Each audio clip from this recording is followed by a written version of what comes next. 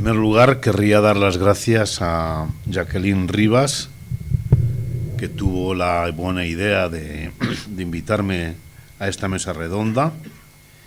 y que me ha proporcionado también la lectura en la primera versión, con comas incluidas, y con la gramática castellana de entonces, muy bien escrita, muy ágil, de la autobiografía de Dolores Rodríguez Opeña. Nace el año 1848, diciembre, creo recordar, del año 1848. La fecha de 1848 es muy significativa por un doble, o si se quiere, por un triple motivo. Primero, porque en los meses del verano de este año tuvo lugar la Revolución de 1848, una revolución en parte continuadora de la Revolución Francesa, pero con algunas novedades. Si en la Revolución Francesa los protagonistas fueron los neoburgueses y los que quisieron derrocar el antiguo régimen, en esta revolución son los herederos de la primera revolución industrial, los que supuestamente tenían que vivir una vida mejor en todos los sentidos y los que supuestamente tenían que ser representados por unas cámaras, por unos parlamentos que tenían que mirar también por sus intereses, pero que las circunstancias todavía hicieron que sus sueldos fueran bajos, que la explotación fuera permanente, que los tugurios donde vivían crecieran en infección y en ruina, y que muchas de las personas que podían trabajar en aquellos momentos tuvieran que hacerlo tras muchas horas de trabajo y mucho sufrimiento. Nace en el paradigmático año de la Revolución de 1848. También este año de 1848 tuvo lugar la publicación del Manifiesto Comunista, un emblemático librito que puede leerse hoy con fruto en una tarde, de Marx y de Engels, donde se siembra o donde se recogen muchas de las ideas de los revolucionarios del 48 y donde se va a proyectar un estilo de vida en el que el Estado resolverá todos los problemas, en el que la lucha de clases será la única manera de llegar al bienestar y en el que se siembra, se quiera o no reconocer, una gran distancia entre los grupos sociales y entre las clases sociales que mujeres que nacen en ese tiempo tratarán de paliar y tratarán de unir. Y también, por extensión, el año 1848 es el año, o uno de los años, uno más, en los que la primera revolución industrial, ya en parte terminándose, pues siembra de expectativas de todo tipo la vida de miles de personas, de miles de hombres y de mujeres que tienen que abandonar sus lugares de origen, el campo, para ganar un puesto en la gran industria, en los servicios, y vivir malamente en los tugurios y suburbios de las grandes urbes. Dolores Rodríguez Opeña, por obligación paterna, por acompañar a su padre, militar y abogado, se ve obligada, de buena gana, a vivir en Puerto Rico y Cuba, que son las últimas posesiones del ya casi fenecido Imperio Español. Y en Puerto Rico y en Cuba experimenta muchos cambios que entonces tiene la sociedad de lengua castellana. Percibe cómo el secularismo está presente en las grandes familias de estas islas, cómo sus hijas son enviadas a los Estados Unidos a las escuelas protestantes para aprender, supongo, inglés y una cultura general que en estas islas el gobierno español no les ofrece, y con estas mujeres y con todo lo que ve allí, pues dará lugar, junto con el padre Goicoechea, a una forma de vivir el apostolado que ya había aprendido en Almería. Su mayoría de edad coincide con un largo periodo de paz prosperidad y reconquista católica en la España de su tiempo, con el largo periodo de la Restauración alfonsina. En este tiempo España se recupera de todas las revoluciones anteriores, se asienta constitucionalmente, la paz renace, la prosperidad acompaña a muchos españoles, es posible trabajar con una cierta seguridad y la religión católica, que de ninguna manera había desaparecido, encuentra expansión, acomodo en la Constitución y también en el Concordato, y durante este tiempo, ciertamente, la presencia de la Iglesia en toda España y también en las nuevas ciudades, incluso en los lugares más alejados del centro de las grandes ciudades, se instala, se establece y tiene una presencia grande. Aquí, dentro de este clima de la Restauración alfonsina, es donde se llevará a término el nacimiento, el crecimiento de las obras de Dolores Rodríguez Sopeña.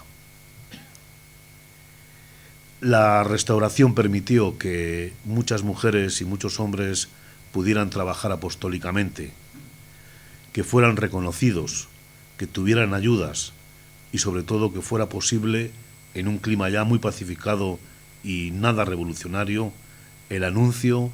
de Cristo y la formación de las personas catequéticamente hablando. Dolores pertenece a un grupo de mujeres apostólicas y celosas que buscan su vocación en medio del mundo. No es la primera fundadora española, ni va a ser tampoco la última. Forma parte de un ejército de mujeres, todas ellas mujeres de fe, mujeres de una gran iniciativa apostólica, mujeres que viven muy vinculadas a Cristo, al Sagrado Corazón, a Dios Padre, que tienen una inteligencia práctica superior a la media, que se saben rodear de personas inteligentes y buenas, que de ninguna de las maneras se hacen dependientes ni de mujeres ni de hombres, saben cuáles son sus propósitos y de una manera dulce, de una manera suave, de una manera audaz, de una manera muy conforme con lo que quiere Dios y sin prisas, pero sin perder oportunidades, pues que constituyen y lideran grupos humanos y apostólicos como el de las catequistas que ella fundó. Es capaz o fue capaz de dar salida a una serie de inquietudes que desde luego no pasan por la vida de las salesas ni por otras aventuras que algunos jesuitas de la época, grandes confesores, le insinuaron, no sé si para que se diera cuenta de que ese no era el camino, seguramente actuaron así. Una vocación nueva, un estilo de vida nuevo en el que los pobres, los excluidos de las revoluciones liberales y burguesas, son elevados a la categoría primero de hijos de Dios. Dolores, yo creo que aunque no estuvo en la gestación de la Rerum Novarum, sí que percibió el clima cultural y el clima social en el que esas grandes encíclicas de los papas de la época que ella conoció se redactaron. Y una de las características de estas encíclicas es que los hombres, las mujeres, son ante todo hijos de Dios, y que una vez reconocidos como hijos de Dios, solamente después pueden ser evangelizados. Una vocación ligera y práctica en las formas y en las estructuras que la ponen en contacto con los suburbios y también con las corralas de las grandes ciudades españolas de la época. Me llama la atención que vuestras primeras fundaciones tuvieran lugar en las grandes ciudades españolas de la época. Posiblemente obedece a que en estas ciudades recibió más ayudas que en otras ciudades pequeñas, pero sobre todo obedece a que los problemas estaban en esos suburbios y en esas ciudades, y ella, de una manera novedosa y de una manera arriesgada y de una manera anticipadora de lo que significa una iglesia en salida, pues si tiene que bajar a las minas de Asturias, baja, y si tiene que ir al Grau, va, y si tiene que ir a otros lugares para hacer propaganda, va, y allí se encuentra con la fuerza del Evangelio y con la fuerza de la palabra. También Dolores sufre las consecuencias de un catolicismo español demasiado castizo para unas cosas y demasiado exigente para otras. Me llamó la atención que esta mujer pudiera unir los intereses y los estilos en parte complementarios, pero en parte distintos, de dos grandes hombres de la época, cardenales ambos y amigos de ella, como fueron el beato Ciriaco María Sancha y también el beato Spínola, el que en una de las casas de esta congregación o de este instituto, estos hombres aguerridos, dialogantes en su tanto, personas que saben lo que hacen, que defienden posiciones distintas, que la política, al menos a Spínola, le puede, reconozcan sus equivocaciones delante de ellas y celebren un encuentro de unión, eso dice mucho de esta obra. Y finalmente, a mí me parece que Dolores Rodríguez Opeña es una persona que está, aparte de lo ya dicho, en comunión íntima con la Santa Sede, con Pedro, con la Iglesia. Me sorprendió muchísimo, y creo que es un ejemplo evidente de lo que quería hacer, de lo que se proponía la encíclica Rerum Novarum, un pasaje que ella cuenta en un momento de sus propagandas por la ciudad de Valencia, cuando se encuentra y se tropieza con un obrero y allí le dice quiénes son y qué es lo que quieren hacer. Y este hombre, que es medio incrédulo, porque ha nacido en la pobreza y en el odio a los ricos, cuando oye que lo que quiera ella hacer es unir y vincular a ricos y pobres, porque todos son hijos de Dios y porque todos forman parte de la misma humanidad y que todos pueden salir beneficiados de esta unión, a mi modo de entender, ella, no sé si lo sabe o no lo sabe, está llevando al pie de la letra, pero al pie de la letra,